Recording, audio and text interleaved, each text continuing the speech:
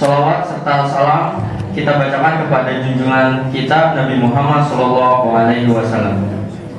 Bapak dan Ibu jamaah yang kami hormati, sebelum pelaksanaan sholat tarawih dimulai, ada beberapa informasi yang akan kami sampaikan, yaitu penceramah dan imam tarawih malam ini Ustadz Muhammad Sujai Anhar. Alhamdulillah beliau sudah berada di tengah-tengah kita. Kotak infak tahun kemarin tanggal 1 April 2023 sebesar 700.000. Semoga infak yang Bapak dan Ibu keluarkan dibalas oleh Allah Subhanahu wa taala dengan pahala yang berlipat ganda. Amin amin ya rabbal alamin. Selanjutnya kami ucapkan terima kasih kepada penyedia makanan untuk berbuka puasa hari ini tanggal 2 April 2023, yaitu Ibu Parwoto, keluarga Haji Subaidah, Ibu Lestarini, Ibu Landarma, dan Ibu Dian. Kami doakan semoga mendapatkan pahala orang yang berbuka puasa. Amin amin ya rabbal alamin.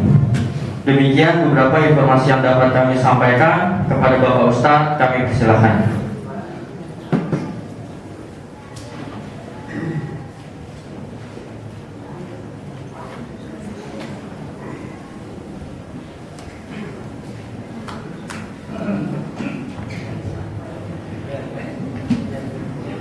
Bismillahirrahmanirrahim. Assalamualaikum warahmatullahi wabarakatuh.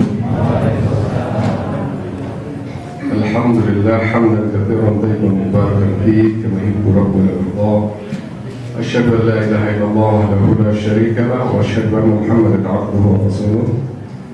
Allahumma shalli wa sallim ala nabiyyina Muhammad wa ba'd. Alhamdulillah hari ini berapa hari ke-14 ya sekarang?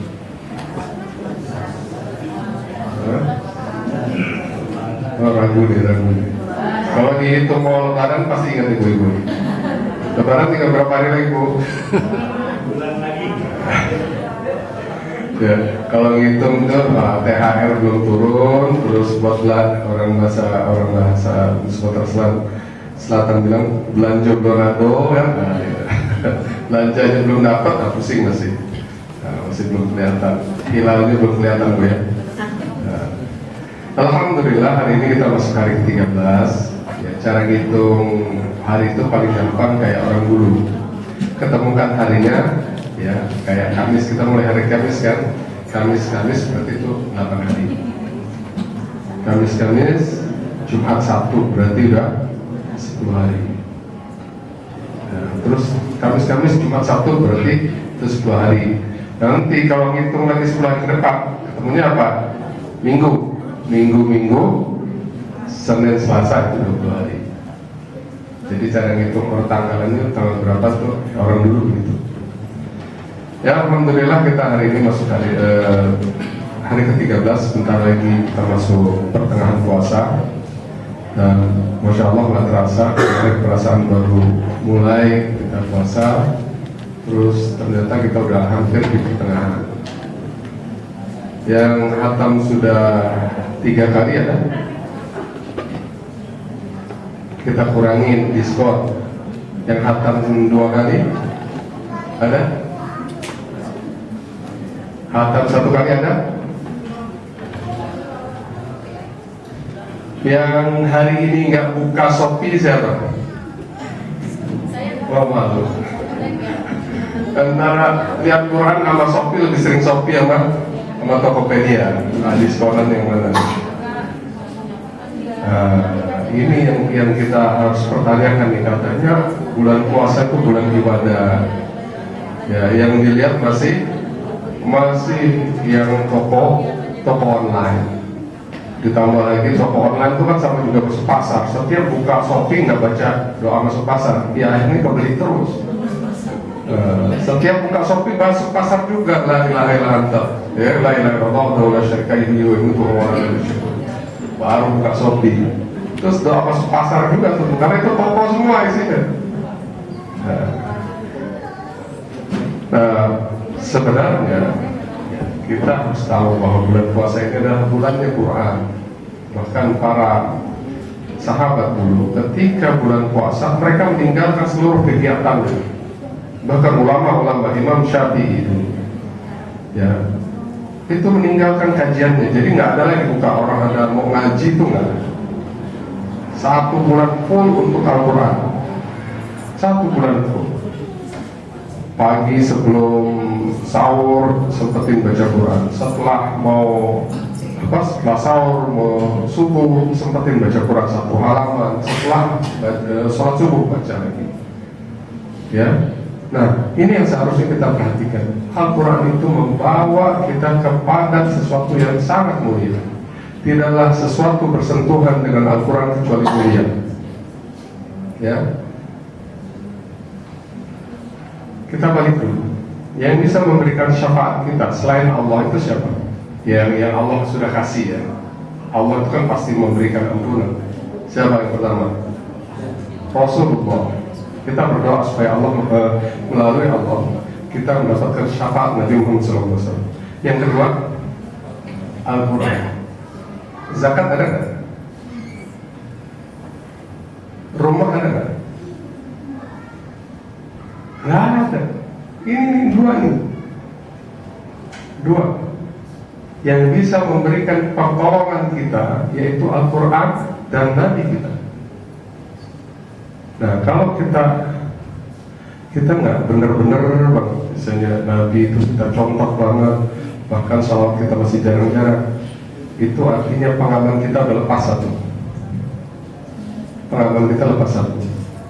Udah gitu nggak juga kita baca Quran, kita nggak pakai pengaman namanya di akhirat. Nah, ini yang harus kita perhatikan. Bahkan ada istilah ulama, kalau seseorang menyatakan dia cinta pada Allah, perhatikan apa yang dia lakukan dengan Al-Quran.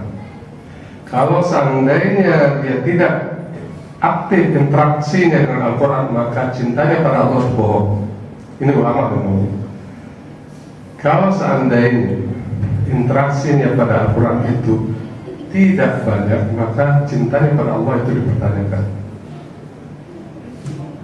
Semua yang bersentuhan dengan Al-Quran itu mulia. Malaikat Jibril menjadi malaikat yang terbaik karena dia membawa Al-Quran. Nabi Muhammad menjadi nabi terbaik karena beliau menerima Al-Quran. Bahkan bulan ini, bulan Ramadan, Syahrul Ramadan alladzi unzila fihil Qur'an, bulan Ramadan pun jadi mulia. Begitu juga dengan kita. Kalau kita mau mulia, kita harus bersentuhan dengan Al-Quran. Jangan pernah lewatkan 1 hari pun di dalam hari kita kecuali kita membaca Al-Quran. Nggak sempat 2 lembar, minimal 1 lembar. Nggak sempat 1 lembar, minimal 1 ayat kita baca. Ya, tidaklah sesuatu bersentuhan dengan Al-Quran kecuali mulia. Nah, saya ceritakan beberapa sahabat yang memperlakukan Al-Quran dengan baik, yaitu Utsman bin Affan radhiyallahu anhu. Utsman bin Affan, ya, setiap baca Al-Quran, ya, setiap baca Al-Quran, setiap mau berhenti dia sayang gitu. Saya lanjutkan. Ya, saya lanjutkan sampai dia khatam.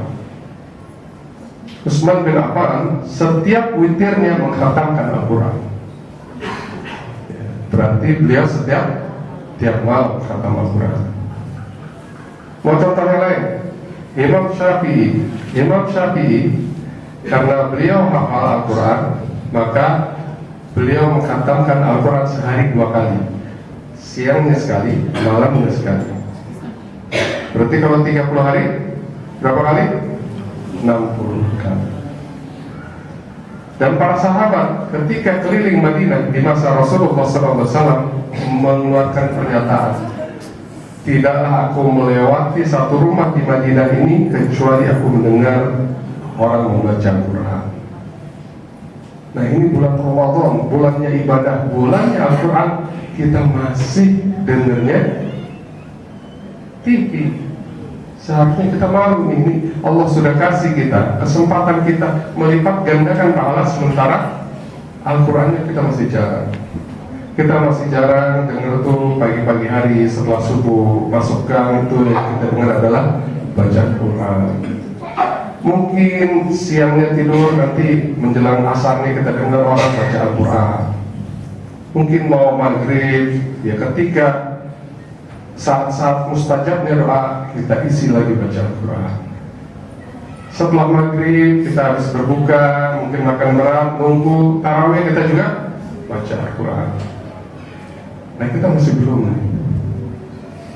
Bahkan perkataan Utsman bin Affan radhiyallahu anhu yang sangat kita harus perhatikan, lau tahurat qulubukum, seandainya hati kalian bersih, ma syabihat min kalamillah, maka kalian tidak akan pernah puas dengan kalam Allah. Jadi kalau hati kita bersih, kita tidak akan pernah puas dengan Al-Quran. Bagaimana bisa kita puas kalau kita seseorang cinta dengan sesuatu, ya, seseorang, ketika kita mendapatkan kabar dari dia, itu kita tunggu betul. Ada suratnya, bahkan dari amplopnya, dari bacaan pertamanya kita ulang-ulang. Nah, begitu juga dengan Al-Quran. Ini turun dari Allah yang kita cintai. Bagaimana buktinya? Baca Al-Quran.